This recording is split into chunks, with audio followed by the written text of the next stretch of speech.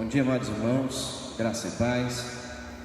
Estamos nesta manhã transmitindo a nossa escola dominical. Nós irmãos estão em casa, presencial aqui com o povo que já está aqui nesta manhã. Queremos glorificar a Deus pela tua vida e convidar você a estar estudando a palavra conosco nesta manhã. Hoje nós temos um tema bastante pertinente para o tempo: qual a importância de ir à igreja. E é essencial que nós entendamos que nesse momento de retorno paulatino, nesse momento de retorno vagaroso, entendermos a importância da igreja na nossa vida, entendermos a importância da igreja no nosso ser. Nós não podemos, por conta de muitos fatores, não o Covid, tá, querido, mas deixarmos de congregar. Então o estudo hoje está focado justamente para isso. E queremos então convidar você a estar conosco. Não vamos ficar muito tempo aqui, até por conta do povo que já está aqui. Então vamos prosseguir com o nosso estudo nessa escola dominical. Logo após teremos o culto ao Senhor, estaremos encerrando. Amém? Seja muito bem-vindo, tua casa seja abençoada nesta manhã, que você seja abençoado e que nós possamos glorificar o nome do Senhor em todo o tempo. Vamos orar e assim estaremos dando abertura à nossa primeira escola dominical pós-pandemia, não que ela está aí, né? Mas pós-retorno, amém? Então convidamos você para estar conosco nesta manhã. Vamos orar. Senhor Deus, em nome de Jesus, Pai, nós queremos glorificar, adorar o Teu nome, Senhor, e pedir a Tua graça, a Tua iluminação, ó Pai, a Tua sabedoria, para que possamos, em nome de Jesus, sermos abençoados nesta manhã, sermos inspirados nesta manhã, e pedimos que as Tuas mãos estejam estendidas sobre nós. Abençoe o povo que está em casa nos acompanhando, Pai. Abençoe o povo que já está aqui, Senhor, que já pela manhã estão conosco, Deus, para aprender um pouco mais, para entender um pouco mais das Tuas Sagradas Escrituras. Muito obrigado, nós glorificamos a Ti em nome de Jesus. Amém e amém. Glória a Deus. Bom, queridos, nesta manhã nós queremos entender qual a importância da igreja para nós. Nós não vamos trabalhar no contexto de igreja no sentido de eu sou a igreja. Não, nós vamos trabalhar no sentido de igreja local, aqui e o agora. Nós, como estrutura, igreja, estamos reunidos. Para isso, querido, nós precisamos entender algumas coisas. Vamos falar um pouco de experiência empírica. E quando falamos de experiência empírica, nós estamos falando de experiências sem comprovação científica. Não é comprovado ainda por nenhum órgão que o estar na igreja faz bem a você. Mas você sabe disso, eu sei disso, e nós precisamos entender esse contexto. Bom, experiências empíricas mostram que muitas pessoas, mesmo sendo cristãos, muitas vezes não gostam e não sentem prazer em ir à igreja.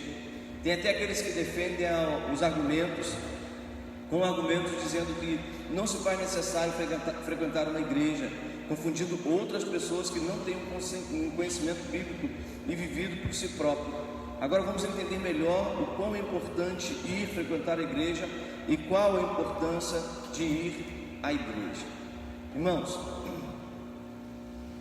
pessoas que estão chegando agora, quando eu digo que estão chegando agora no contexto de igreja geral, não tem dado a importância verdadeira à igreja. Quantos de nós já ouvimos que a igreja, eu não preciso da igreja para servir ao Senhor, eu não preciso estar em um lugar para servir ao Senhor, eu posso servir de casa, eu posso estar em casa e assim mesmo servir ao Senhor. Isso é uma verdade? Não é? Igor, você poderia ligar o microfone para a gente poder passar para o pessoal? Mais um microfone? Porque aí, quando houver alguma pergunta, alguma colocação, o povo de casa também pode ouvir. Irmãos, a igreja, ela é importante em nós ou ela não é importante? Ela é pertinente para nós ou ela não é pertinente? Para que a igreja existe? Sentimos falta da igreja de verdade nesse tempo de pandemia?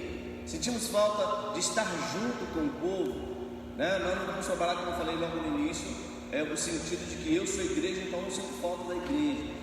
É isso aqui, é a reunião do povo de Deus, é a reunião dos santos. É isso que nós precisamos, é que nós vamos trabalhar hoje. Entender o que é igreja, entender o que é igreja e para que precisamos estar reunidos. Bom, queridos, entendendo o que é igreja, a palavra grega eclesia ou eclésia literalmente refere-se à reunião de um povo por convocação. A ideia principal ou a ideia primordial da palavra eclésia ou eclesia era uma convocação de um povo para uma reunião, não uma reunião, entre aspas, aí, de crente, não para uma reunião cristã, mas para qualquer uma reunião. A palavra eclesia ela era usada para isso. Então, uma convocação para estar junto. Ela foi logicamente adaptada no contexto do Novo Testamento para nós, povo de Deus. Quando a gente fala de igreja, a gente precisa entender o conceito de estar junto, entender a importância de estar junto. No Novo Testamento, o termo designa principalmente o conjunto do povo de Deus em Cristo que se reúne como cidadãos do reino de Deus. Vamos abrir Efésios 2:19? Abra aí Efésios 2:19.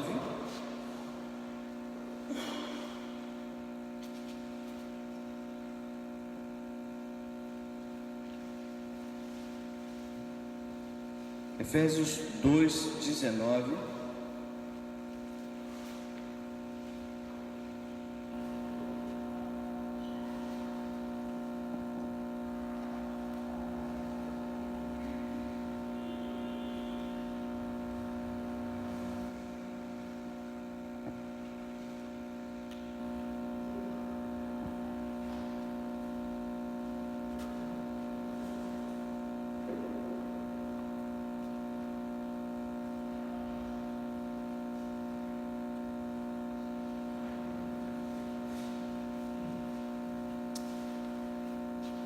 Efésios 2:19 vai dizer assim: assim já não sois estrangeiros e peregrinos, mas concidadãos dos céus, e sois da família de Deus. No contexto do Novo Testamento, então, nós passamos a entender a eclesia ou a reunião como uma reunião do povo de Deus, com o propósito de adorar a Deus. A palavra igreja pode referir-se a uma igreja local, Mateus 18:17 e Atos 15:4, ou a igreja no sentido universal. E aí entender Mateus 18:17, volta um pouquinho aí, queridos.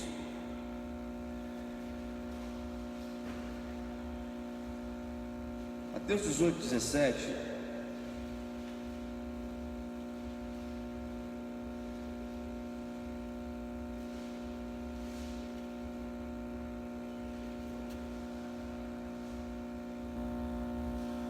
Vai falar do tratar de um irmão culposo na igreja. Aí muitas pessoas dizem: não, pastor, não pode ter disciplina na igreja. A igreja ela existe para agregar, não para pôr para fora. Mas existem algumas cláusulas que precisa entender. E se ele não os atender, diz-o à igreja. E se recusar a ouvir também a igreja, considera-o como gentio e publicano. Aqui está tratando no sentido local de igreja. É um sentido local. Olha, tem um pecador no meio, tem uma pessoa que ele é quanto mais incorrigível, não quer ser corrigido, não quer se arrepender dos seus pecados. Ele precisa ser arrancado, tirado do meio. E é isso que a Bíblia diz. Está escrito aí. É isso? E se ele não os atender, diz-o à igreja. E se recusar a ouvir também a igreja, considera-o como gentio e publicano. Ele não faz parte daquele povo ali. Lógico que a gente está lendo num contexto de igreja de Jerusalém, do povo israelita, do povo judeu.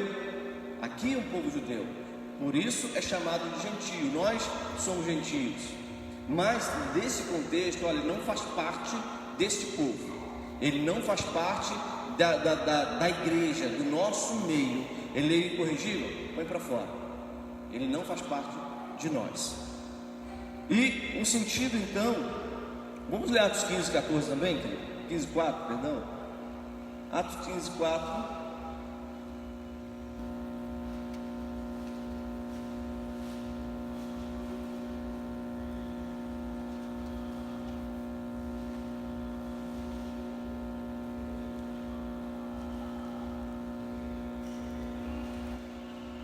Tendo eles chegado a Jerusalém, foram bem recebidos pela igreja, pelos apóstolos e pelos presbíteros, e relataram tudo o que Deus fizeram com eles. Eu quero só que vocês entendam o sentido de igreja local.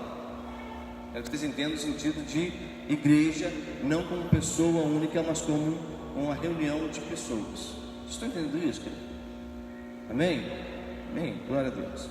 E o sentido universal, Atos 20, 28, já tem Atos, pula um pouquinho, Atos 20, 28.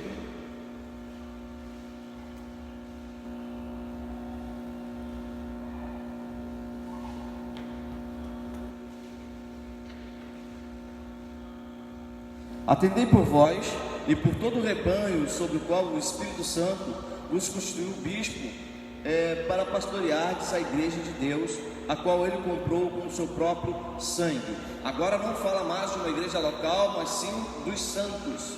Não é mais uma igreja apenas de 4 paredes, uma denominação, mas vai falar então da igreja em sentido universal, por todos aqueles que foram comprados pelo sangue. E aí os outros textos vão dizer basicamente a mesma coisa.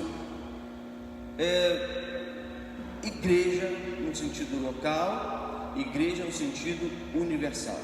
Quando nós falamos de igreja no sentido universal, a nossa cabeça precisa entender na visão católica de igreja.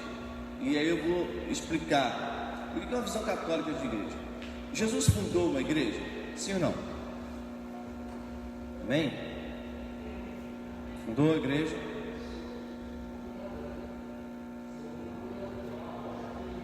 Sobre uma rocha que é uma rocha firme, a palavra dele. Bom, vamos devagar. Oi? Sim. Quando você for falar, que você pode baixar um pouquinho a máscara, não tem problema. Estamos bem distantes do outro, só porque senão eu não entendo aqui à frente. Pode.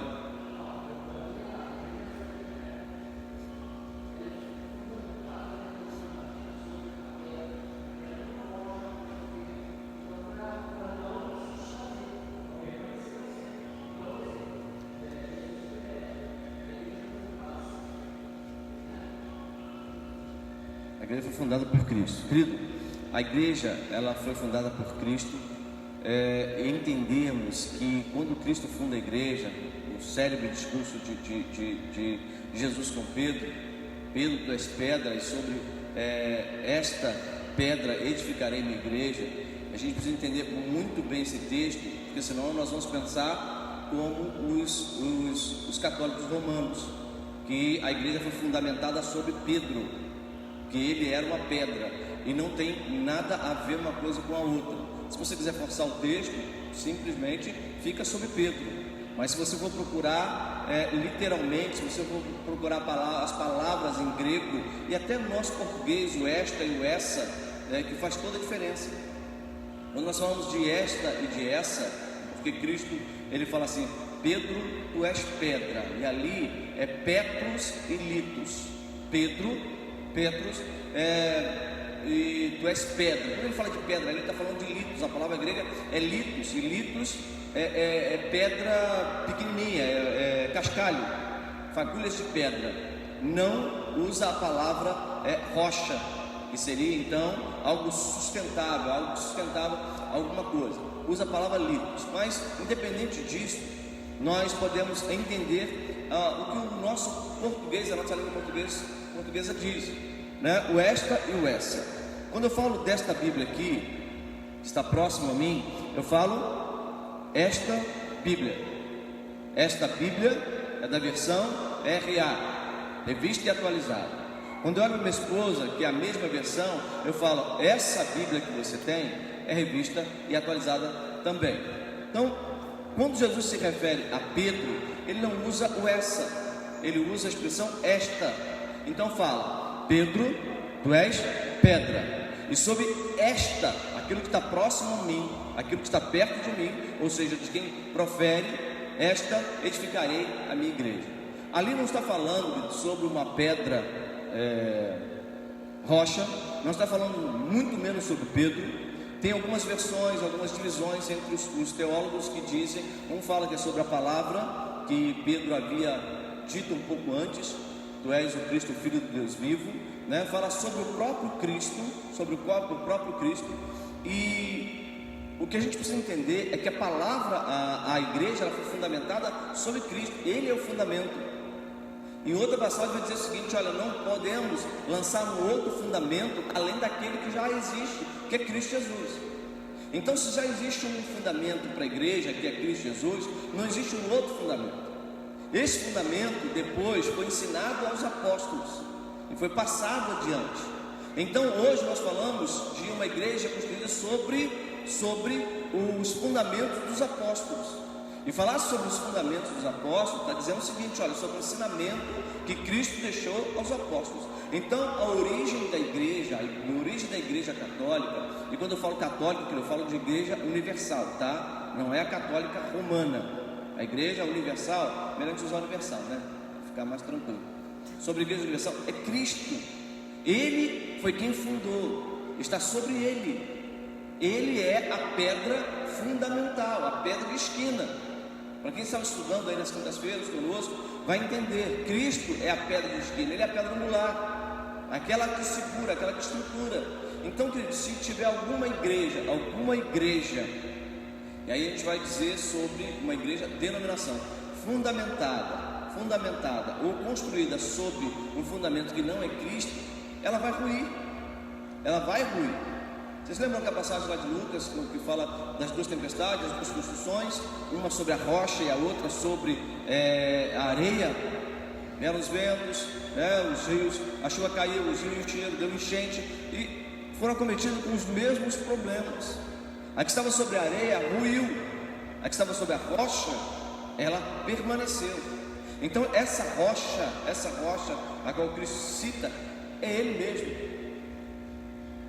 Nós não tínhamos foto na época, não tínhamos filmagem, mas nós poderíamos dizer o seguinte: Jesus conversando com Pedro, ele fala assim, Pedro, aponta para Pedro e fala assim, Pedro, tu és pedra, mas sobre esta pedra edificarei a minha igreja.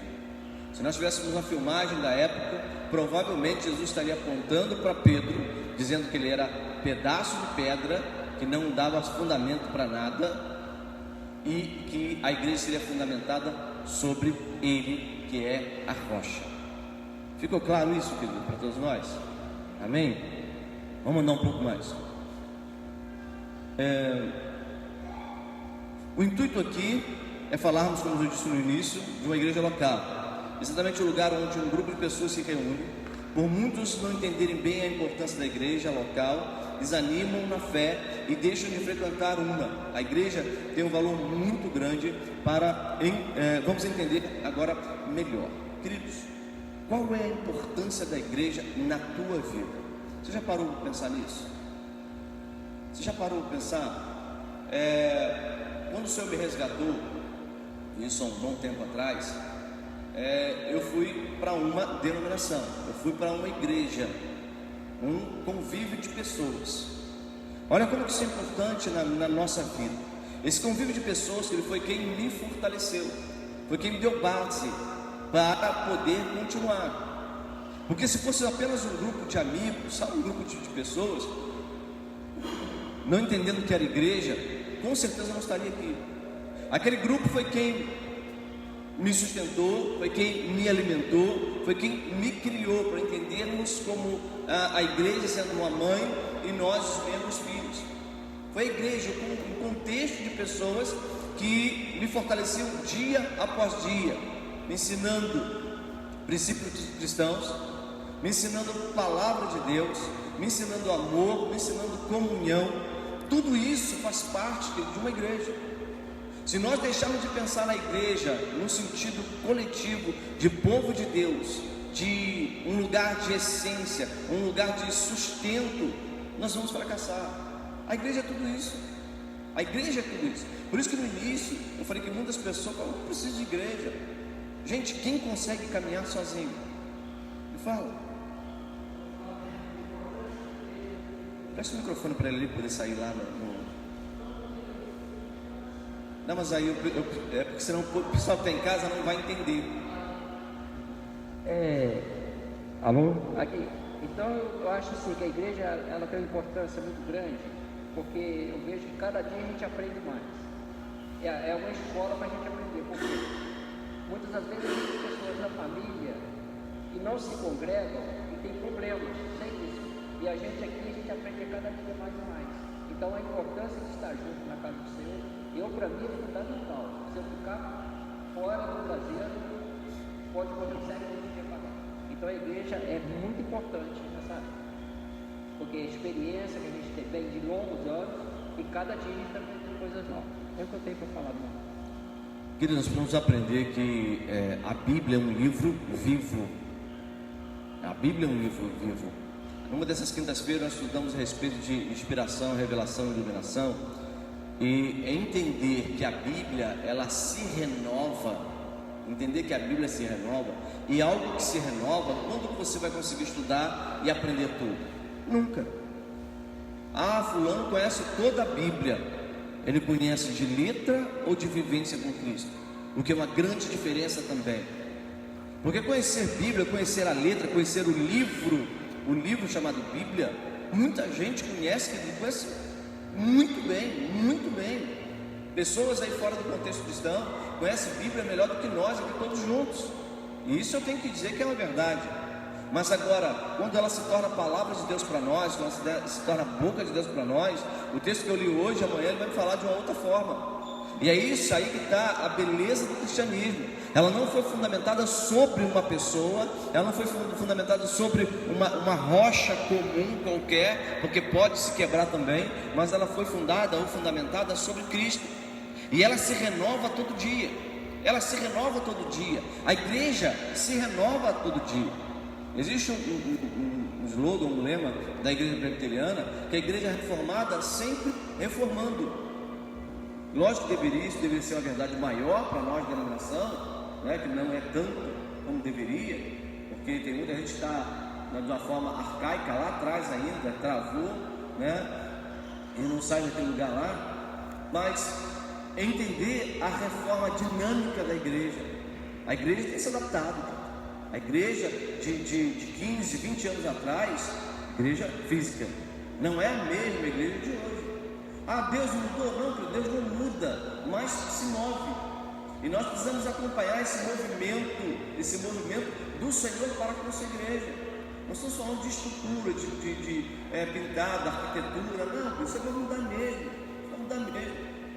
Estamos falando de igreja no contexto de eu e você. Nós mudamos. Antigamente os presbiterianos não cortavam cabelo e usavam calça.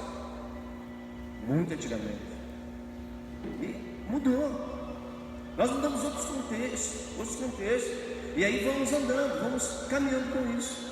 Entender a igreja como um local, querido, de uma fonte onde nós nos alimentamos é fundamental. Nós alimentamos como? O Tiago Luiz Mário ele falou o seguinte: olha, a igreja é fundamental para nós, porque nós aprendemos todos os dias. Nós aprendemos em todas as áreas.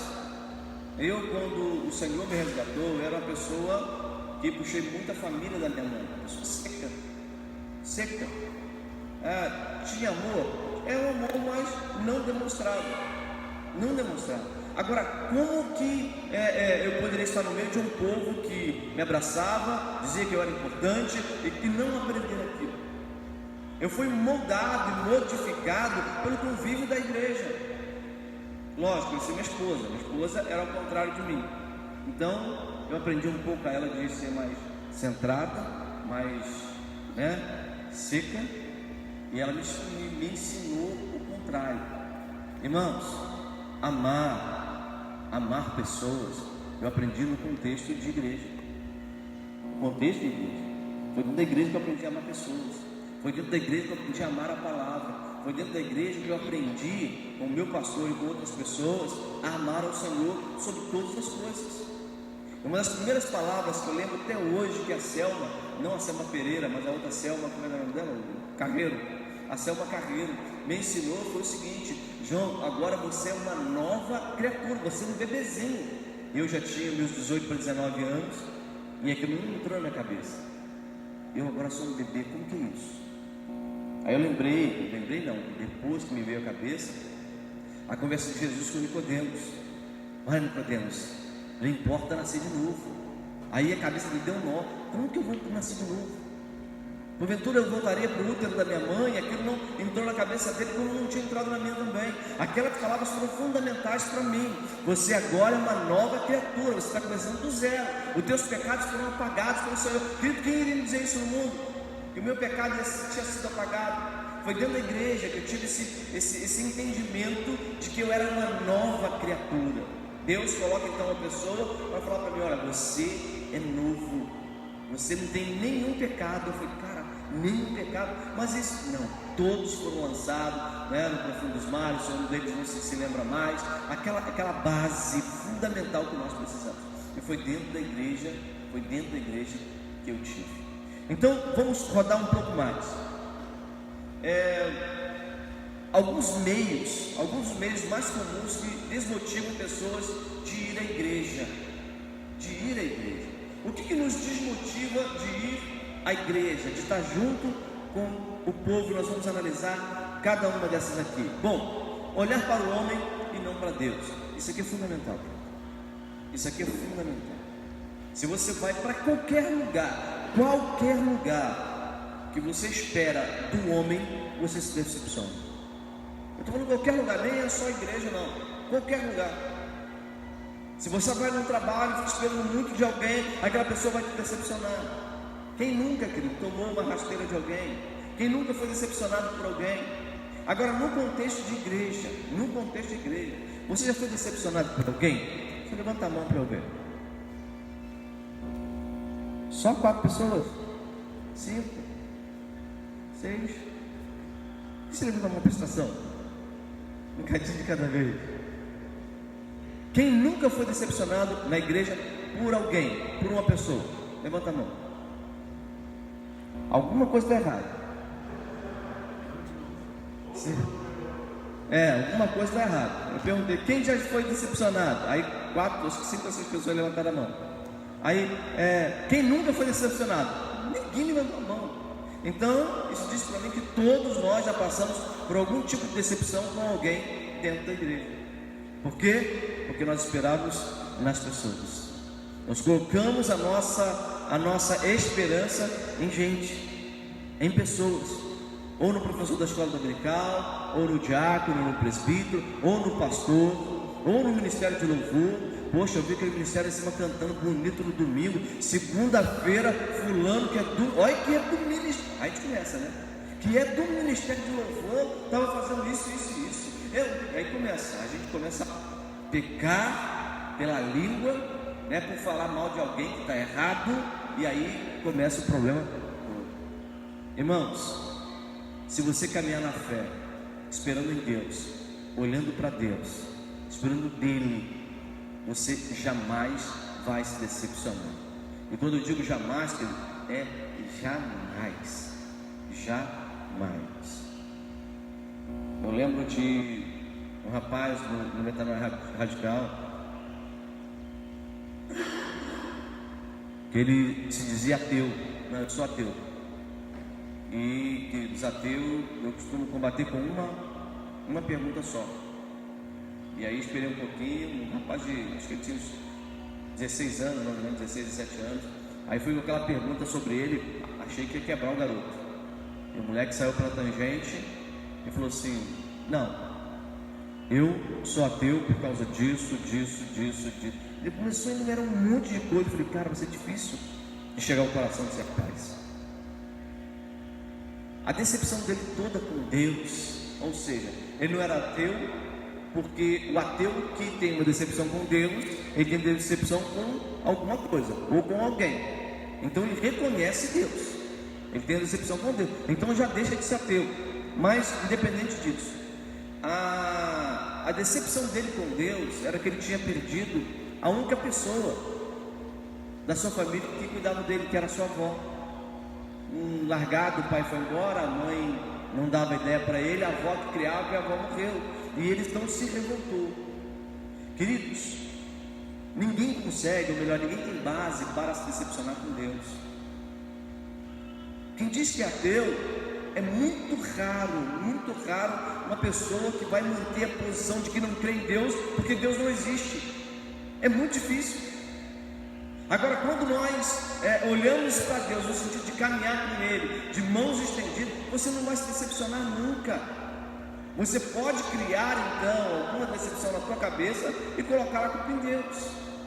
Tem uma história de uma pessoa que estava saindo da igreja e falou: pastor, estou muito decepcionado, estou indo embora, não sei o que e tal. Por que você está indo embora? Muita coisa errada na igreja, não estou vendo, fulano, betano, e colocou um monte de defeito. E o pastor falou para ele o seguinte: olha, vou fazer o seguinte contigo, vou fazer uma experiência com você, e você, depois dessa experiência, você decide se você vai embora ou não. Eu falei: então tá bom, pastor, qual que é? Pegou um copo, encheu o copo d'água, você conhece essa experiência com certeza, até ali a boca, e falou: segura esse copo, você vai dar 5 voltas na igreja com o copo, você não pode derramar uma gota. E ele pegou aquilo, falou: pastor, mas é difícil. Eu falei: sei que é difícil. Então ele pegou o copo e foi embora andando, passou uma, passou 2, 3, 4, na 5ª vez ele chegou, entregou o copo ao pastor, falou: pastor, não caiu uma gota, é uma verdade, não caiu uma gota. Mas você viu o que aconteceu na igreja? Ele falou: não vi. Você não viu fulano saindo daqui, indo para lá? Você não viu pessoa falando mal da outra lá? Você não viu o ministério louvor errado? Não vi. Não viu nada? Não. Ele falou: porque o teu foco estava errado. Você olhava para tudo e esquecia do teu foco. O teu foco hoje, por que não derramou uma gota de água? Porque o teu foco era o copo, você estava concentrado nele. Então ele falou: pega esse foco que você estava no copo e joga para Cristo. Se você olhar apenas para o Senhor, apenas para Deus, você não vai ver os problemas que existem ao teu redor. Queridos, para mim foi fantástico, fundamental. Porque entender qual é o foco para mim, para você, é fundamental. O nosso foco é Cristo. Se você, os problemas vão estar ao teu redor, mas aquilo não vai te atingir, não vai chegar a você. Então, irmãos, olhar para homens e não para Deus é um dos meios pelos quais as pessoas se desmotivam a vir à igreja. Eu não vou à igreja por causa de fulano, ciclano, não por causa do Senhor. Pessoas decepcionadas, rancorosas e depressivas é um outro motivo. Irmão, as igrejas cresceram demais, as denominações cresceram demais, as igrejas estão abarrotadas de pessoas, cheias de pessoas, e você sabe que quanto mais pessoas existem, mais problemas existem também. Quanto maior a denominação, quanto maior o ajuntamento de pessoas, maiores os problemas. E aí começa desde parar o carro lá fora no estacionamento, ou na rua mesmo. As pessoas giram ao redor da igreja, não acham uma vaga. O que elas fazem? Vão embora para casa, porque não tinha uma vaga para parar. E hoje as pessoas anunciam: venha visitar a nossa igreja. Temos ar-condicionado, cadeiras acolchoadas e um estacionamento privativo para você. E aí hoje o chamariz para ir à igreja é aquilo de conforto que nós podemos apresentar. O foco errado. E aí começa lá fora então o problema. Entrando à porta da igreja, o recepcionista, ele não me deu boa noite, ele não falou comigo, ele me olhou de cara feia. Na semana passada, se não me falha a memória, nós falamos a respeito justamente disso. Eu fui bastante enfático, eu quero reafirmar minha palavra, apesar de que algumas pessoas não entenderam, não quiseram entender. Eu quero reafirmar minha palavra de que, cara, existe alguns dias, quem assistiu domingo passado pela manhã? Em casa. Algumas poucas pessoas. E eu falava o seguinte: tem dia que nós não estamos bem. E esses dias que nós não estamos bem, Aquelas pessoas que se conhecem, e sabe que vai afetar alguém, vai espetar alguém, vai machucar alguém, ela não deve sair de casa. Ela não deve sair de casa. E eu quero reafirmar isso porque meu irmão falou: pastor, mas tinha que estar mesmo. Essas pessoas aqui têm que estar na igreja mesmo, porque elas precisam estar na igreja. Não, eu quero deixar bem claro isso. Filhinha, senta ali, meu amor, do lado da cadeira, não senta com a mão, não. Reafirmar isso, por quê? Porque se você se conhece e você sabe que quando você está assim, você não pode ter uma interação com alguém porque você vai machucar alguém, é melhor que não tenha. Aqui, não estou nem dizendo em casa, aqui, alguém discorda disso? Não tem problema discordar. Discordar é normal. Ou você acha que tem que ir para a igreja mesmo? Pastor, acho que a pessoa tem que se conhecer primeiro. Eu estou deixando bem claro, a pessoa que se conhece. Se eu estou mal, eu não posso estar no meio de pessoas, porque enquanto eu não me resolvo, eu vou machucar alguém. Porque tem gente que sabe separar isso, que esteja mal não vai tratar ninguém mal. Sim. Mas tem gente que não consegue se controlar, que está mal e contamina o outro. Isso aí, é isso que eu quero que vocês entendam. Agora, quando eu estou mal e eu me conheço, eu preciso estar com alguém, é diferente. Aí eu estou mal, eu preciso passar isso para alguém me ajudar. Aonde que é o lugar dessa pessoa? Na igreja.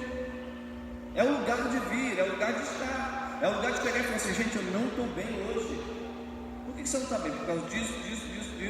Então vamos orar, vamos sentar, vamos conversar. Não é bem assim. E a pessoa sai da igreja curada. Então, entender essas duas coisas é importante, porque senão nós vamos nos decepcionar por causa de pessoas decepcionadas, rancorosas e depressivas. A pessoa chega na igreja e está com a cara amarrada, e você pergunta: o que aconteceu com a pessoa? Com o intento ou a intenção de quê? De ajudar aquela pessoa. O que aconteceu, meu irmão, minha irmã? Não aconteceu nada. É um problema meu, isso não tem nada a ver com a minha vida. E pronto, já deu ruim. Então não era melhor você ter ficado em casa? Você estava rancoroso, você estava amargurado, sozinho. Agora você está amargurado e amargurou mais alguém. Então nós precisamos nos conhecer. E muitas pessoas não vêm à igreja por causa de pessoas assim, pessoas amarguradas, pessoas depressivas. Esta também é um motivo. Você não vai, não, vou lá para encontrar fulano, um cara mal-humorado, com a cara feia, né? Então, irmãos, esse é dois motivos. Um a outro: falta de fé e descrença. Irmãos, se alguém não tem fé, a Bíblia diz que deve pedir ao Senhor. Se não tem fé, pede ao Senhor. Ele dá em abundância a quem pede. Se você não crê em Deus, o teu lugar é na igreja. A falta de fé, eu não consigo crer. Irmãos, nós precisamos crer. Nós precisamos confiar. Nós precisamos descansar no Senhor. O lugar é aqui, é a igreja. É nesse lugar que nós possamos crer. É nesse lugar que nós possamos confiar. E a nossa base, a nossa confiança tem que estar no Senhor. É Ele quem faz todas as coisas. Pastor, mas eu não tenho fé, é por isso que eu não vou à igreja. Irmãos, você tem fé para tanta coisa, e não tem fé para estar na igreja? É ou não é? Aí a pessoa fala assim: não, mas eu não tenho fé, não. Tem sim. Você acorda pela manhã, né? Aí toma o seu café, bonitinho. Aí você deu sede, você bebe água. Vem? Deu sede, você não toma água? Agora, você confia naquela água de onde ela vem? Você sabe quais são as impurezas que vem naquela água? Quando você compra uma garrafa de água mineral, você acha que aquela garrafa é água mineral mesmo? Você bebe água da rua? Você come um produto que você compra na quitanda, sei lá, no mercado? Você vai a um restaurante, você crê? Sim ou não, gente? Sim. A gente não pergunta quando compra água mineral: é que é água mineral mesmo? Você leva para fazer teste? Não leva. Você tem fé que aquela água é mineral. Você entra no restaurante, você tem fé, você acredita que aquela comida é uma comida boa, está limpa. Nós acreditamos, mesmo que não esteja. Aí quando chega na igreja, não tem fé para vir na igreja. Eu não entendo esse tipo de fé. Nós precisamos confiar, querido, no Senhor. Ah, pastor, mas eu não acredito em Deus. Eu não acredito em Deus. Irmãos, se você não quer acreditar em um ser chamado Deus, acredita nas suas obras. Acredita nas obras. Olha em volta. Olha para o sol, olha para o céu. Eu tenho dito isso. Olha para as flores. Olha que ao redor. Olha para uma criança. A inocência da criança. Eu estou vendo aqui as pessoas brincando com a Alice, né? Eu proibi a Alice do meu culto, né? Porque ela distrai todo mundo e a concorrência é desleal. Olha para a criança. A mão de Deus na criança. Se você não quer crer por causa dele, crê nas suas obras. Crê pelo menos nas suas obras. Uma outra coisa, eu estou decepcionado com Deus. E aí entra no primeiro tópico que nós falamos. O que Deus fez para te decepcionar? Alguém já se decepcionou com Deus alguma vez? Vocês são muito crentes, gente. Sou eu que faço isso. Eles são crentes demais. Ninguém nunca se decepcionou com Deus. Nunca brigou com Deus. Pastor, não é decepção, é a gente achar que... Um de cada vez, né? É a gente achar que ele tem que fazer algo na nossa hora. Eu não acho que decepção eu acho muito forte. E aí você grita com ele: mas Senhor, eu ia casar logo em abril, em março, abril, maio, junho, e agora veio a pandemia, Senhor. E aí a gente brinca com ele. A gente se decepciona com ele, querido. Quando você se decepciona com alguém, você faz o quê? Deixa de lado? Deixa de lado, vamos lá. Briga. Hã? Briga com a pessoa. Briga, deixa de lado, briga. Tira, cara. Fica aborrecidinho. Fica bumbum. Bumbum. Se afasta. Ninguém vai fechar isso com chave de ouro, gente, pelo amor de Deus. Ninguém.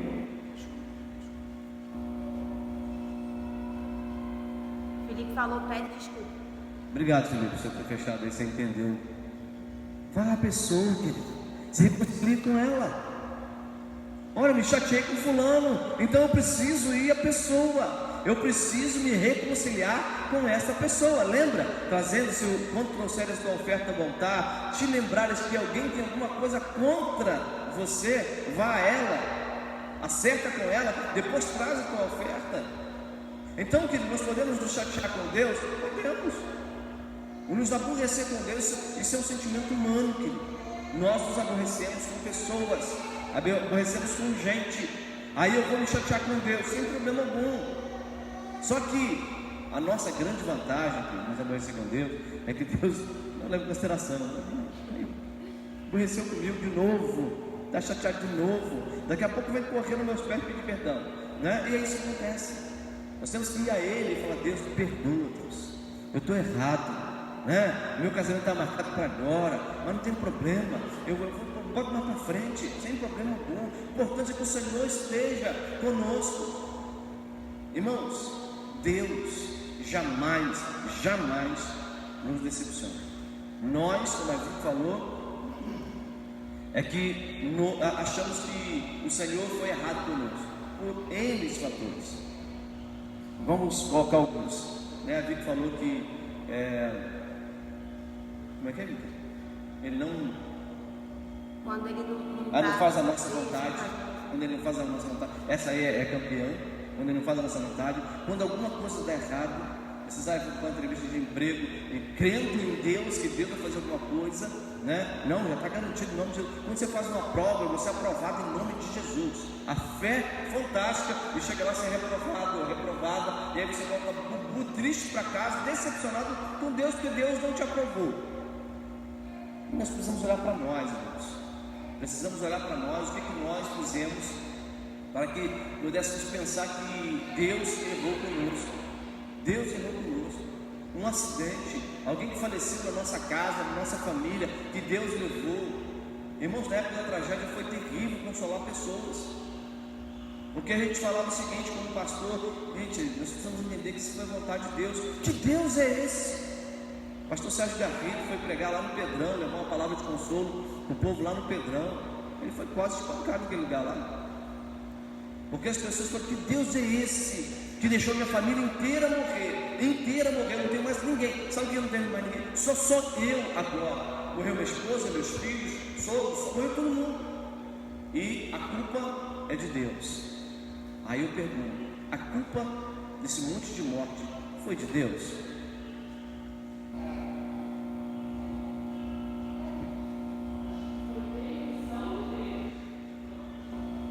Queridos, quem dá a vida e tira a vida?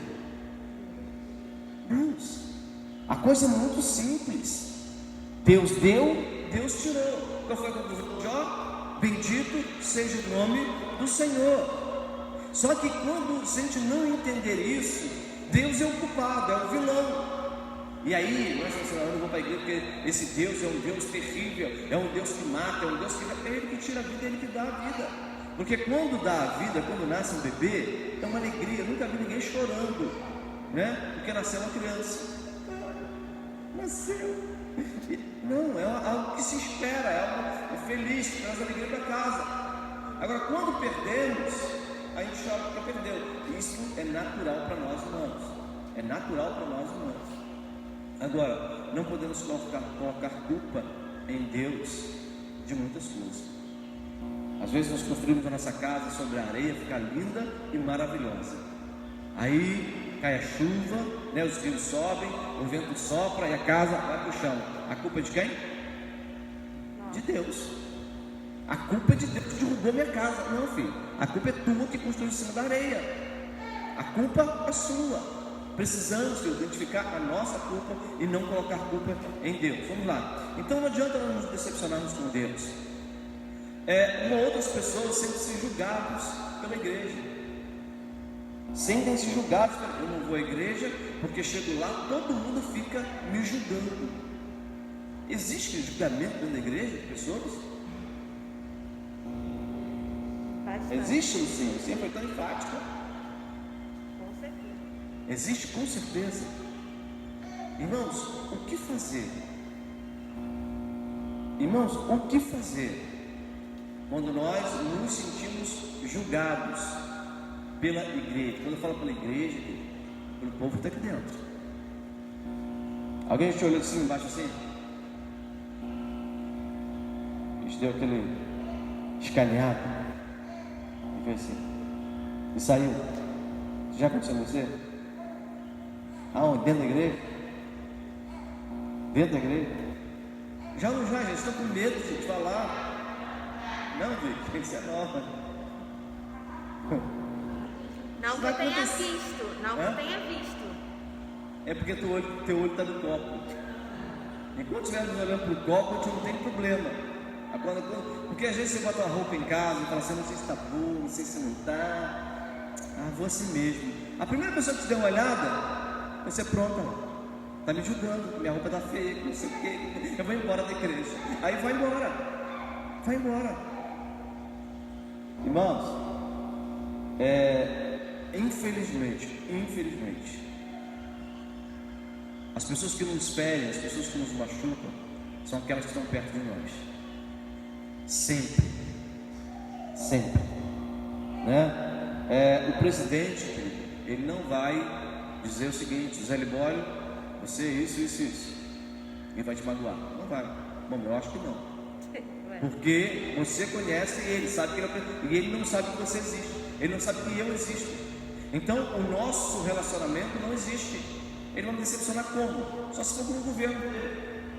É a única maneira que tem dele me decepcionar é com o governo dele, mas nunca me apontando algum defeito meu, porque eu não estou junto com ele. Então precisamos entender que quando estamos juntos, nós vamos ter farpas, nós vamos nos julgar, nós vamos nos analisar. E aí, grande problema. Nós precisamos entender e viver e conviver com isso. Conviver com isso. Alguém já falou? Ontem alguém falou do meu cabelo. Alguém falou, mandou uma foto para mim de 1991. 91 tinha cabelo ainda, né, meu? Em 91 ainda tinha cabelo. E alguém mandou uma foto para mim. Um churrasco, que a gente acha que era nosso noivado aqui, ó. Não. Estava eu, um primo da minha esposa e um outro primo. E ela falou assim: olha aí. Aí mandou uma foto para mim, que a cabeleira bonita, que vocês sabem que eu tinha, né? Minha identidade prova isso até hoje, não troco minha identidade por causa disso. E ela falou assim: a única coisa que tinha de bonita era o cabelo, agora o rosto acabou tudo. Querido, eu vou decepcionar com ela. É a visão dela para comigo. A única coisa que tinha de bonito era o cabelo foi embora, não sobrou nada, né? Eu tenho que me conhecer também, irmãos. Eu preciso me conhecer, porque se eu sou o que sou e me acho que eu sou o Tom Cruise, não, eu sou o lindão, e eu me colocar nessa posição, tenho certeza que eu vou me decepcionar com alguém, porque a visão que eu tenho de mim é errada. Você precisa saber quem você é. Não estou dizendo que você tem que se desvalorizar, não é isso. Você precisa se conhecer os seus gostos, né? De repente eu quero botar uma blusa amarela, uma calça verde e um sapato vermelho, todo igual uma lagarta, aquela lagarta bonitinha, que a gente acha que é bonitinha para ela, para o corinho, e alguém olhar e falar assim: gente, parece tiririca, né? Mas é o que eu estou vestido de tiririca. Eu gosto daquilo assim. Então eu estou resolvido comigo mesmo. E alguém vai falar aquilo, vai criticar, com certeza. Eu preciso andar com isso, entender isso. Deixa eu andar aqui. Deixa eu andar mais um pouquinho, rapidinho. É ser julgados sem esperança ou confiança em Deus. Você já se sentiu, filho, assim, sem esperança, sem confiança em Deus? Alguns momentos, quer falar, Bíblia? Não? Alguns momentos nós passamos por isso. Uma falta de fé, uma desconfiança, não vou na igreja porque eu não tenho mais esperança por alguma coisa. E esperança é algo que nós esperamos. É fé. Hebreus vai falar sobre isso para nós de uma forma muito tranquila.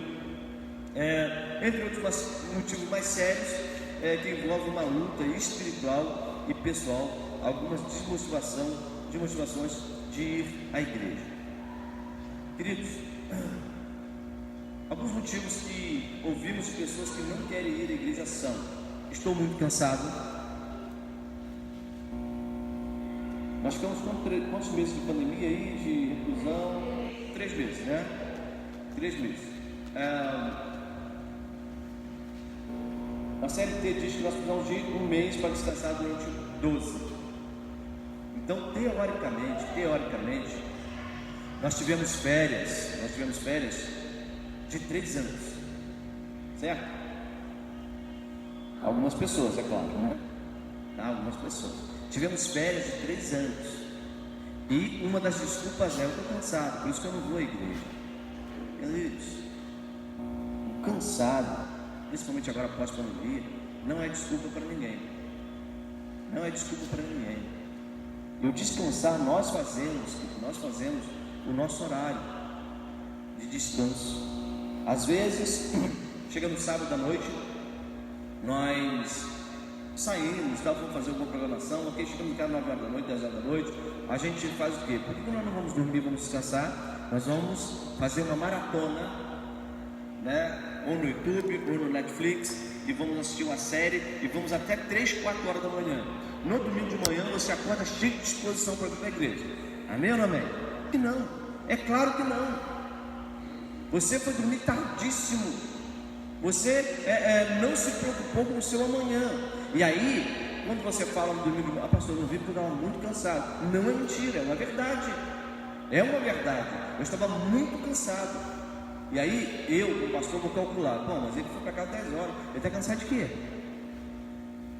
Aí eu posso perguntar: que hora você foi dormir? Foi dormir às 4. Está respondido a pergunta. Então, irmãos, o cansaço, lógico, nós estamos desmerecendo ninguém. Não estamos desmerecendo ninguém. Aí está dizendo: mesmo passando um dia inteiro de lazer ou em casa. Sobre isso a palavra de Deus nos ensina em Isaías 40, 31. Abre Isaías 40, 31, eu quero ler com os irmãos. Mas quando nós passamos um dia inteiro de lazer, o lazer cansa ou não cansa? Passando o dia inteiro na piscina, de noite tem um culto, a gente vai ter cansado de noite. Haja abraçada, meu. Sol no lombo e tal, a gente se diverte, é muito bom para a cabeça, mas o físico fica cansado. Alguém abriu aí? Pode ler para mim, por favor? Isaías 40, 31.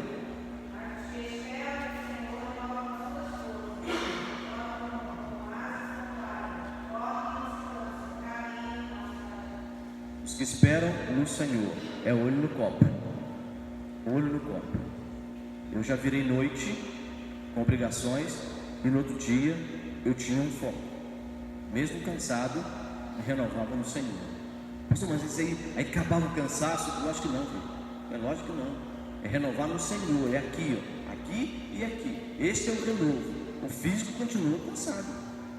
Continua cansado. Segundo motivo, hoje eu quero ter um tempo para mim. Querido, nós podemos ter um tempo para nós? Claro, e devemos ter um tempo para nós. Mas quanto esse tempo para nós, ele é maior que o tempo para o Senhor? Pastor, não posso ter um tempo para mim? Claro que pode, e deve ter esse tempo. Agora, esse tempo não pode ultrapassar o tempo que você tem que dedicar ao Senhor, porque afinal de contas nós nos entregamos para Ele. Não sou mais eu quem vivo, mas Cristo vive em mim. E se Cristo vive em mim, eu sou dele. Então é a prioridade, a vontade dele que conta em mim, e não a minha vontade. Então esse tempo para mim, ele é extremamente relativo. Extremamente relativo. Você quer um tempo para você para quê? Se Deus está em você, se Cristo está em você. Abrimos que o tempo é a vida de Deus, acabamos de falar agora. Posso servir a Deus em casa, é a mesma coisa. Querido, servir em Deus em casa é a mesma coisa que na igreja? Não?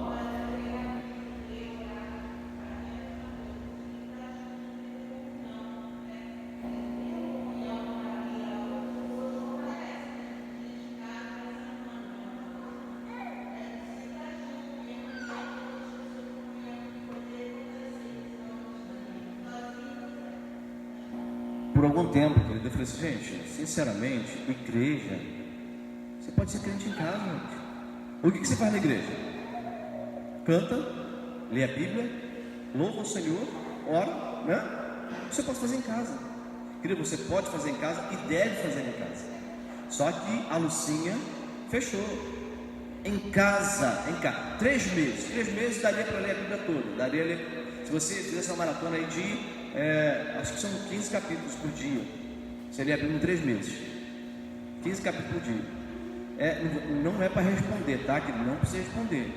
Agora, quem que um dia pegou a Bíblia e pegou um livro inteiro da Bíblia e leu, ou alguns capítulos daquele livro? Nós aqui da igreja sentamos e falamos assim: olha, eu estou com meu tempo hoje eu não vou fazer nada, amanhã também não, depois não vou fazer nada durante o que eu vou fazer? As pessoas estão entediadas dentro de casa, entediadas. Eu duvido, lógico, salvo exceções, de alguém que tenha pego a Bíblia e falou assim: eu vou ler a Bíblia o máximo que eu puder. Nós não fizemos isso.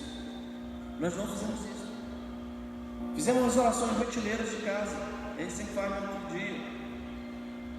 Estudo bíblico na quinta-feira, que deu online, dentro da tua casa. Estudo bíblico dentro da tua casa. Eu chegava lá na tua casa para fazer estudo bíblico. Era só você apertar um botãozinho e passar ali 1 hora, 1 hora e meia para a gente.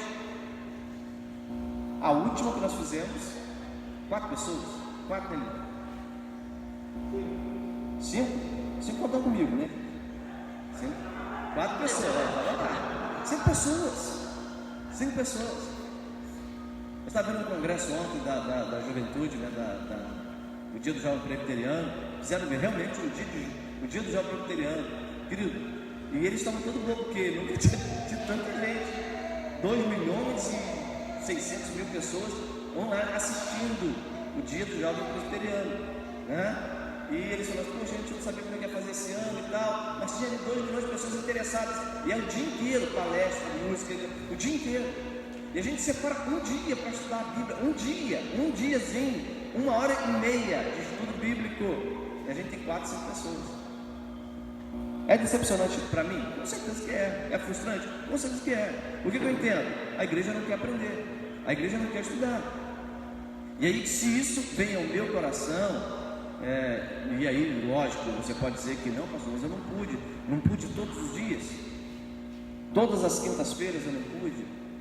Isso é só um reflexo, querido, é um reflexo de uma igreja que realmente não quer aprender, não quer estudar. E aí quando vem batalha, quando vem luta, como faz?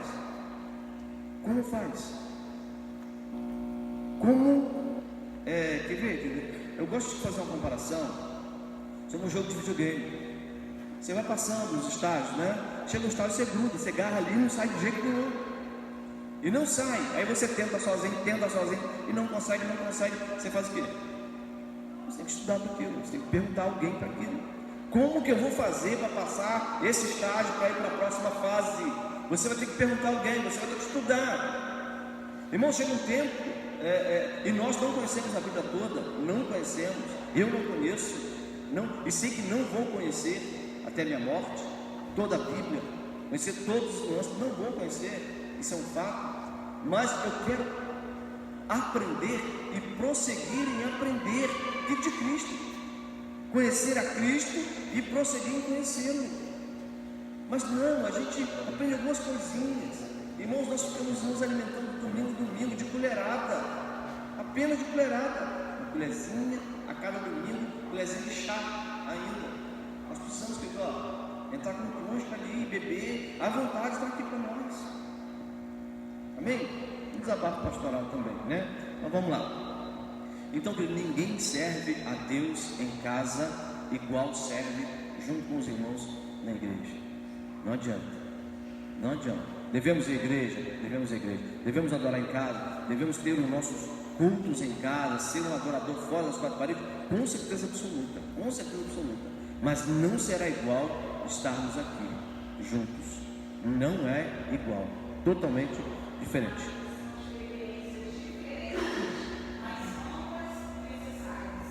Não entendi.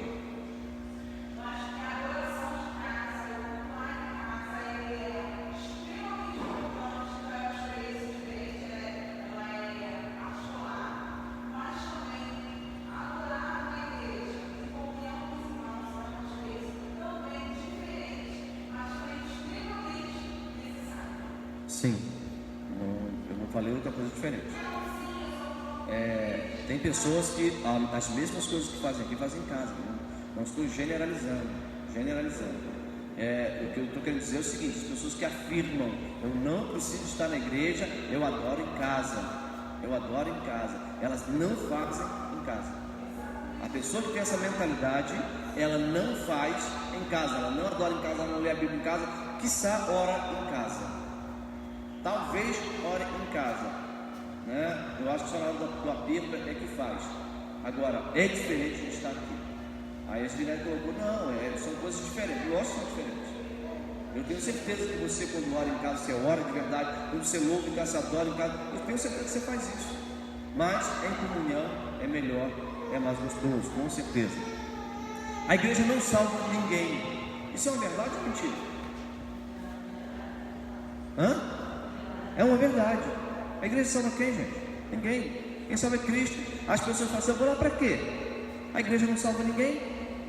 O que eu vou fazer lá? A igreja não salva ninguém. Ela tem razão, não salva. Mas a igreja é lugar de salvos. Aqui é o lugar de comunhão dos salvos. Então, eu não venho à igreja para ser salvo. Eu venho à igreja porque eu sou salvo. Porque eu fui salvo por Cristo Jesus. A igreja, querido, é a reunião, é a comunhão dos santos. É a comunhão dos santos. É o lugar que nós nos reunimos para adoração coletiva, adoração em família. É aqui. É essa adoração que nós precisamos ter. Fala-se da brasa fora do braseiro. E queridos, eu nunca tive tanta convicção disso nesse tempo de pandemia, onde pessoas falam, pastor, eu estou esfriando na fé por não estar em comunhão. E aí você dá uma palavra, você redireciona a fé. E a nossa fé não pode estar na igreja. Não pode estar na igreja, em hipótese alguma. A minha fé não pode estar no irmão, a minha fé não pode estar no pastor, a minha fé tem que estar em Cristo, firmada no Senhor. Pastor, você precisa entender. Eu falo assim, eu estou te entendendo, eu só quero dizer para você que você está colocando a tua fé no lugar errado. Porque o dia que a igreja acabar, a denominação acabar, a reunião acabar, não puder mais estar juntos, o que a gente vai fazer? Como que a gente vai fazer? Vocês têm ouvido eu falar de pessoas que andavam quilômetros e quilômetros para dentro de um pântano na África para poder orar juntos, porque não tinha igreja, não podia ter aglomeração de gente como uma formação de igreja. Então tinham que sair para orar longe, orar nas catacumbas em Roma, é onde as pessoas se reuniam. Gente, as pessoas tinham desejo, a necessidade de estar juntas, de estarem juntas, reunidas. Por que Jesus diz o seguinte: olha, ficai em Jerusalém até que do alto sejais revestidos? Aonde o povo estava reunido quando o Espírito Santo desceu e, na verdade, ali inaugurou a igreja? Estavam reunidos em oração no mesmo lugar. Então, desde o princípio da igreja, nós vemos a importância de estarmos reunidos. É junto que o Senhor faz, é junto que o Senhor realiza como igreja, para todos nós. Uma outra afirmativa de alguém que não quer ir à igreja: se for para ser igual aquele irmão, aquele pastor, é melhor ficar em casa, se tornando juiz, julgando a pessoa. Nós temos pessoas dentro da igreja que não dão um testemunho algum, um monte, e esse é um grande problema. Isso aqui é uma afirmativa muito pertinente. As pessoas olham de fora para nós somos visados, e as pessoas esperam de nós mais do que nós fazemos. Na verdade, esperam de nós a perfeição. A gente não vai ser perfeito nunca. E aquele crente que é um cara reto diante do Senhor e tal, as pessoas ficam olhando, esperando um vacilozinho pequeno que for para acusar. Eu já cansei de ouvir: ir para a igreja vai ser igual fulano que está lá, que deve todo mundo, que não paga ninguém, que é um beiçudo, que é isso, que é aquilo, aquela mulher que está lá, aquela fofoqueira. Eu não, prefiro ir para o inferno. E já cansei de ouvir isso. Irmãos, as pessoas não entendem que igreja é um local de pessoas fugindo, correndo do pecado. A palavra santo é separado para a glória de Deus. Não é um santo de parede, aquele que não erra, é infalível e que faz milagre. Não. Nós somos pessoas que estamos correndo, fugindo do pecado. O pecado na nossa vida é um erro, percurso. Não pode ser uma prática. Não pode ser um cotidiano em nós. Erramos, pecamos, mas não é o desejo. Quando erramos, nós precisamos pedir ao Senhor que nos perdoe. Temos que voltar ao Senhor e pedir perdão. Agora, caminhando já para o encerramento, vamos lá ali.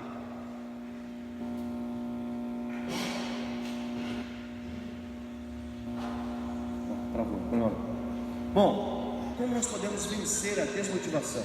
Mexe aí no receptor para mim, Marcos, por favor.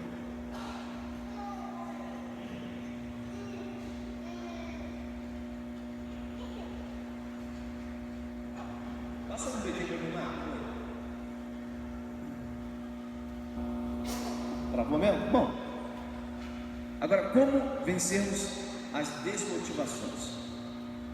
Mas em todas essas coisas, Romanos 8, 37, 39, mas em todas essas coisas somos mais do que vencedores por aquele que nos amou, porque estão certos de que nem a morte, nem a vida, nem os anjos, nem os principados, nem as potestades, nem o presente, nem o porvir, nem a altura, nem a profundidade, nem alguma outra criatura nos poderá separar do amor de Deus que está em Cristo Jesus, nosso Senhor. Paulo, com sua experiência, diz: o que poderá nos separar do amor de Cristo que está em Cristo Jesus? O que pode nos separar? Essa palavra para mim, que é super motivadora. O que pode me impedir de estar na igreja? Só eu mesmo. Eu que impeço que eu esteja junto com os irmãos, mas nada nem ninguém. Sou eu quem defino. Sou eu que defino domingo de manhã o estar aqui, domingo à noite estar aqui, quarta-feira estar aqui na reunião de oração, o estudo bíblico na quinta-feira. E sou eu que vou decidir isso. A prioridade na minha vida tem que ser o Senhor. Tem que ser o Senhor. A igreja tem sido, pode passar mais de novo.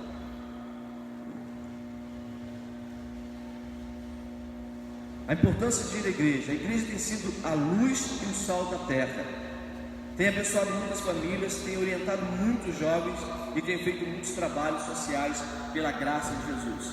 Por esses e muitos outros motivos devemos dar valor a essa instituição criada por Deus. Está no reloginho aí, querido. It's time to go to church. Esse é o tempo, esta é a hora de estarmos na igreja, de estarmos juntos. Esta é a hora de estarmos juntos. Mas do que nunca. É o tempo de estarmos na presença de Deus. Quando vamos à igreja, alimentamos a nossa fé. Alimentamos a nossa fé. Adoramos a Deus em um só corpo. Ouvimos a palavra de Deus, que é vida e saúde para nós.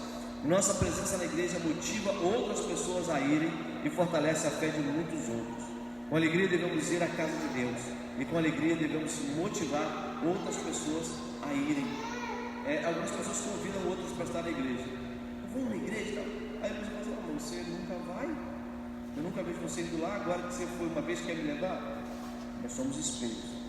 Nós somos espelho da glória de Deus. Amém? Nós não temos brilho próprio. Tudo que nós apresentamos como igreja, quando nós convidamos alguém para vir à igreja, você não deve utilizar os artifícios que tem a igreja, né? Bancos, cadeiras almofadadas, porque é mentira. As nossas são de plástico, né? Ar condicionado, não temos ainda, nós temos ventiladores, né? Não faz isso. Convida pelo que o Senhor fez na tua vida. Olha, eu quero convidar você a estar na casa do Senhor comigo. É um tempo bom onde nós temos comunhão com os irmãos. Apresenta algo verdadeiro para Ele. Não convida pela estética. A minha igreja é no centro, a minha igreja é pertinho da tua casa.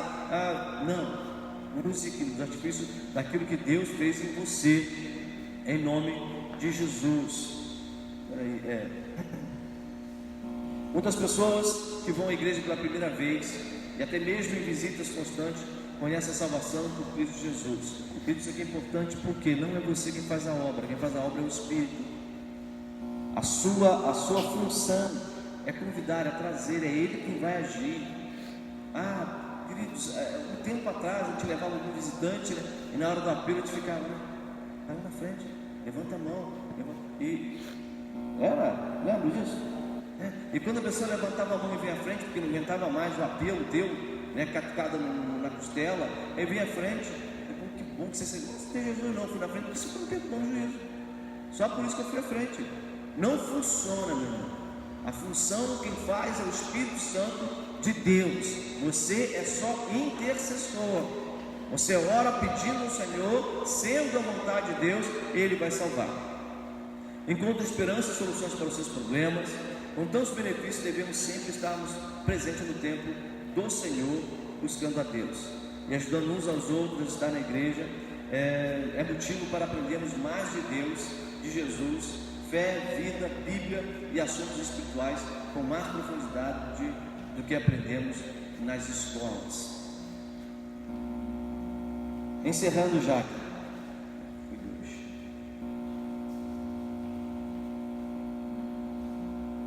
Qual a importância de ir à igreja? Por ser uma instituição divina, um lugar que Deus edifica e protege, coluna e firmeza da verdade, o motivo pelo qual você deve ir à igreja. Porque é a casa de Deus, a igreja é um local separado para adorar e fazer orações ao Senhor, para termos comunhão com as pessoas, se reunir para desenvolver relações fraternas e para que um ajude o outro. Queridos, que é fundamental. Ajuda muito um para o outro. Na época de escola, quando eu estudava, quando eu não sabia a matéria, a gente se juntava um com o outro para estudar. Eu te ensino o que tu não sabe e você me ensina o que você sabe. Nós trocamos experiências aqui na igreja. É fundamental. Experiências sobre vida com Cristo, experiências familiar, vida entre casal. Tudo isso nós aprendemos aqui. Olha, eu estou com dificuldade no meu casamento, está acontecendo isso. O que você pode me ajudar? Procura a igreja, procura os irmãos do Ministério de Família, procura o pastor, procura os presbíteros. Peça conselho, é assim que funciona, um ajudando o outro. Para ser alimentado de fé, a fé vem de ouvir e ouvir a palavra de Deus, ao qual é foco central nas igrejas, tem que ser, porque a igreja é local de vida, amor, altruísmo, caridade, são palavras-chave na vida do cristão. Pregamos Jesus, pois Ele é a vida. A importância de ir à igreja, qual a importância de estar na igreja? E fechamos então no texto de Hebreus 10, 25. Não deixemos de congregar-nos, como é costume de alguns. Antes, façamos admoestações, e tanto mais quando vedes que o dia se aproxima. Então, irmãos, essa foto que eu tinha lá em casa, né? Eu tinha no meu celular, de a igreja cheia. Essa precisa ser o nosso convívio. Esse precisa ser o nosso alvo.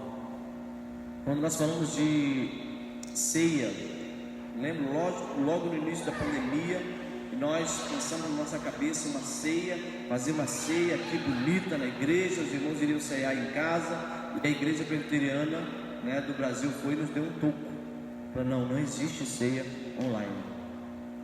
A gente tem culto online, por que não pode ter ceia online? E aquilo não entrava na minha cabeça, não entrava, até eu ouvir algumas pessoas. Ele dizia o seguinte: olha, você não faz culto online, você faz culto e transmite online, que tem uma grande diferença. Como que ceia pode ser online? Aonde está a comunhão? Ceia é comunhão. Eu falei, é verdade, eu não estou junto com o irmão, como é que eu posso ceiar? Ele vai estar em casa, né? Mas está eu, minha esposa, meu filho, em casa. Vocês estão comunhando, mas cadê a comunhão com os outros irmãos? Aonde está? E aquilo aconteceu muito tranquilamente. E a grande preocupação da IPB era o costume pós-pandemia. O costume de ficar em casa, o costume de domingo de manhã, 10 horas da madrugada, ligar o seu aparelho celular ou o seu computador, e ali você tem a escola dominical. Olha que benção. O teu pastor, o louvor, está tudo ali, você não precisa sair de casa, pode estar de pijama, remela no olho ainda, sem escovar o dente e não vai ter problema. Olha que beleza, né? De noite, você não precisa nem botar roupa bonita para ir ao culto, porque está lá na sua telinha novamente, e ia ter ceia em casa. Você ia fazer o que na igreja de novo? O que? Essa era a grande preocupação da liderança da IPB. E ouvindo ontem o Roberto Brasileiro, ele reafirmou isso, e eu concordei plenamente com ele. Irmãos, nós precisamos disso aí. Essa é a imagem que nós tínhamos, hoje é a imagem que nós temos, mesmo lugar, né? Aí que tristeza, você me dá um negócio, né? Olha a distância dos irmãos, um para o outro. Só cabem, a nossa igreja, ela tem 450 metros, cabe cerca aí de... Quantos nós colocamos, Helena, naquela última vez que lutamos no casamento? Quantos lugares?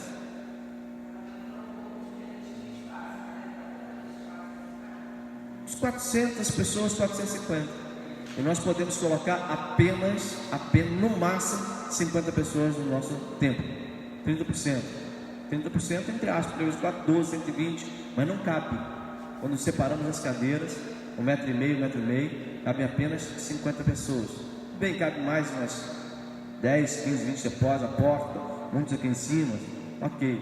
Mas irmãos, nós precisamos decidir o que nós queremos pós-pandemia, porque muitas pessoas estão e vão se acostumar a não estar indo mais aos templos, a não estar indo mais à igreja, porque tem tudo online, tem tudo na sua casa. E essa é uma grande preocupação. Não deixeis de congregar. Essa palavra de Paulo, né, escritor aos Hebreus, ela é muito pertinente para hoje. Não deixeis de congregar, como é o costume de alguns. Antes, sejamos juntos, façamos admoestações. Olha que o dia se aproxima. É um recado muito contemporâneo, é um recado muito para nós hoje.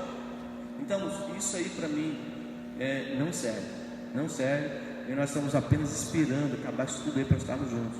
Hoje nós estamos aqui, não sei quantas pessoas, podemos com 2, 4, umas 20 pessoas, 25 pessoas no máximo. Estamos aqui na escola dominical. Mas quanto que nós poderemos voltar a encher nossos templos? Dependemos mesmo de um decreto do prefeito, ou quando esse decreto sair, mesmo assim, nós vamos dizer, não posso ir, porque eu sou da classe de risco. Não tem mais perigo. E mesmo depois que não tiver mais perigo, depois que tirar as máscaras e tal, muitas pessoas ainda vão continuar com máscara, porque acostumaram a ficar com elas. Então, irmãos, congregar é preciso. A igreja, ela é fundamental na vida do crente. Então vamos congregar, irmãos, em nome de Jesus. Vamos estar convocando outras pessoas a estar conosco. Olha, passou já, está passando, nós já podemos frequentar os cultos. Hoje à noite eu não sei quantas pessoas iremos ter. Na semana passada nós tivemos 49 pessoas presentes e estava descendo um toró. Hoje eu creio que esse número vai aumentar muito, Se necessário for, nós teremos que fazer 2 cultos ou revezar CPF no culto também. Vai ser um problema sério isso aí, né? Mas eu prefiro fazer 2 cultos no domingo, um culto de 6 às 7h30, um outro de 8 às 9h30, né? Ou um outro horário, depois eu defino com o conselho, mais 2 cultos no domingo e definir quem vai vir em qual culto, porque nós queremos que todos tenham semanalmente o seu culto, ou seja, poder adorar ao Senhor na sua particularidade no templo. Amém, Deus? Glória a Deus. Vamos convidar o Ministério do Louvor. Nós vamos adorar o Senhor e vamos estar orando, estar um culto ao nosso Deus nesse momento. Então, irmãos, não deixe de congregar. E a função nossa também, que começar já a motivar os irmãos. Muitas pessoas estão dando culpa. Não posso porque eu tenho uma unha encravada, né? E a unha encravada é porta de entrada para o Covid. Não, filho, vai ficar tranquilo. Eu cortei minha unha. Não se acostume a ficar em casa. Antes, saia. Diga para outras pessoas, tudo isso pensa. Nós precisamos voltar. Bem? Isso é louvor. Paz do Senhor Jesus a todos, amém? Vamos colocar em pé? Vamos adorar o Senhor Jesus, declarar nessa manhã: Santo Espírito de Deus, és bem-vindo neste lugar. Não há nada igual, não há nada melhor a que se compara a esperança viva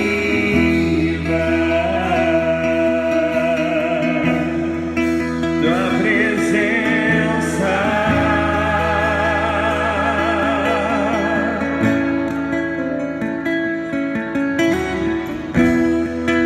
Eu provei o mais doce amor que liberta o meu ser e a vergonha desfaz tua presença. Declare: Santo Espírito de Deus, Santo Espírito, és bem-vindo aqui. Vem inundar, encher esse lugar. É o desejo do meu coração. Sermos inundados por tua glória, Senhor. Santo Espírito, és bem-vindo aqui. Vem inundar, encher esse lugar. É o desejo do meu coração. Sermos inundados por tua glória, Senhor.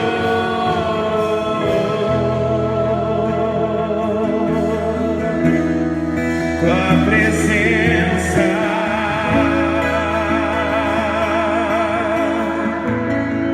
Diga ao Senhor: vamos provar o qual real é tua presença.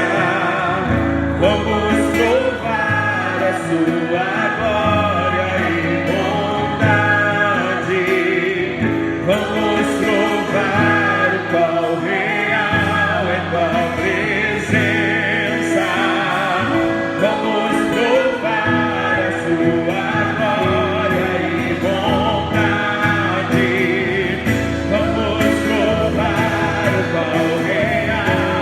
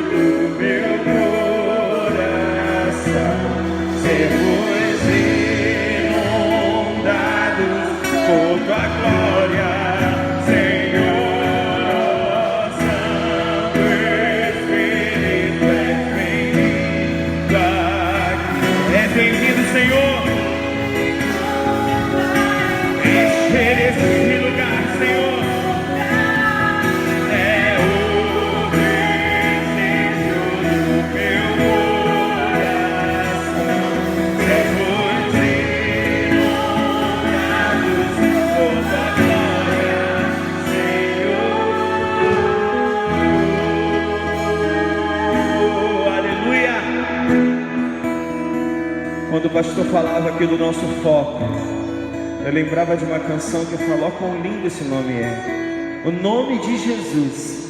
Se nós olharmos para as coisas, as situações, a gente fica mal demais, né? A gente não vai na igreja, a gente não vai para o trabalho. Essa semana mesmo eu comentei lá no escritório que eu estava muito cansado, que nós não paramos. Nós trabalhamos muito também durante esse período. E eu falei assim: olha, se não fosse o Senhor na minha vida, eu acho que eu não tinha mais conseguido nem levantar um dia de manhã e vir para cá. Os funcionários ligam, as empresas estão desesperadas, e você é a solução.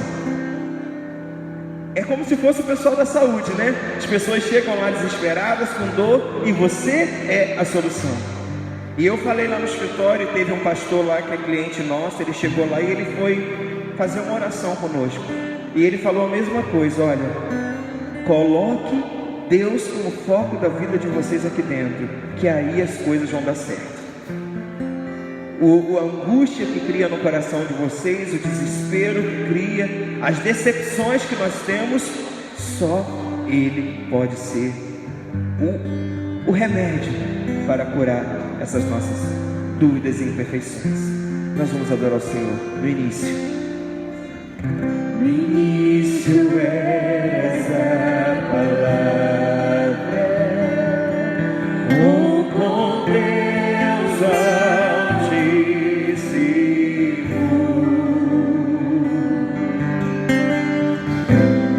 o mistério de tua glória, Cristo em ti se revelou.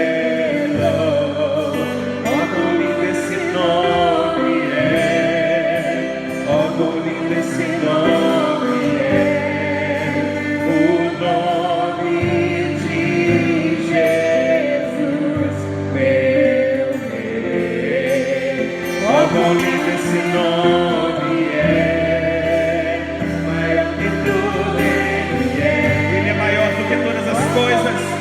Nome é, nome de Jesus.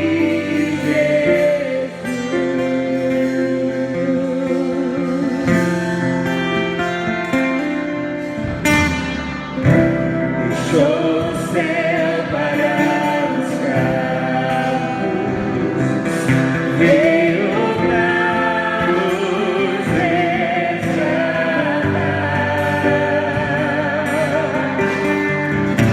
Amor maior que o meu pecado, nada vai nos separar. Ó, quão maravilhoso é, ó, quão maravilhoso é o nome de Jesus, meu Rei. Ó, quão maravilhoso é, maior que tudo Ele é. Ó, quão maravilhoso é o nome de Jesus. Ó, quão maravilhoso é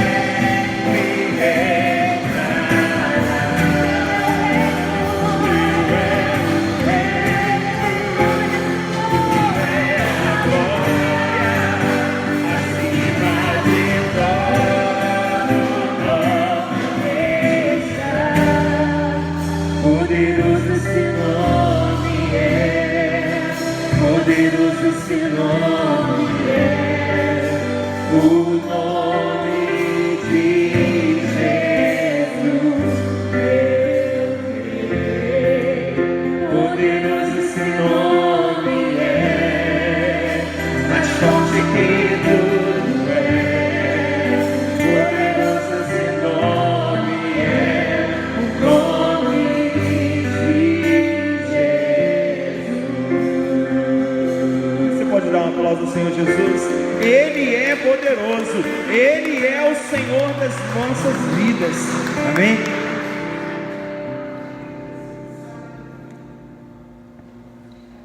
Glória a Deus. Nós queremos, pode sentar aqui, nós estamos terminando, são 15 para as 11. Nós queremos glorificar a Deus pela tua vida, amém.